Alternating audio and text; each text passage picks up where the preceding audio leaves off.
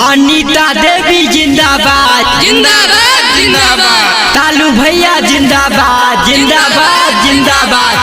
Gram panchayat Basohli के समस्त जनता के प्रणाम करतानी। जैसे पिछला बेर शिव बख्श निषाद उर्फ तालू भैया के पत्नी श्रीमती अनीता देवी के जितैले रही, अहू बार उन्हीं के जितावे के बाद। भैया हो भाभी सुन जनी तू भूलई हो, अनीता देवी के जितई हो। अनीता देवी जिंदाबाद शिक्षित सुयोग अनीता देवी बारी, इन्हीं के प्रधानी बनई हो।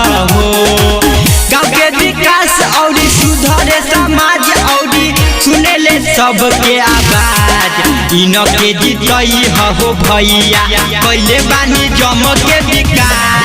इनके जितई हो भैया कैले बारन जम के विकास, इनके जिता दन भैया।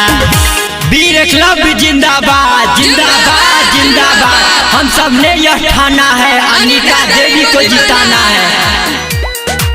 ए भैया ए चाचा ए चाची, जैसे पिछला बार श्रीमती अनीता देवी के बसौली पंचायत से प्रधानी के चुनाव जितौले रही, असहू एहू बार फेरू से जितावे के बाद।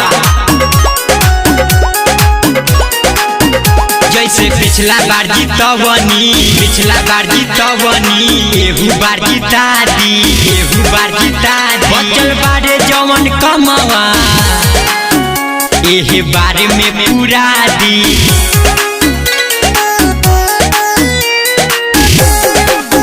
जैसे पिछला बार जितवनी एहू बार जिता दी, एहू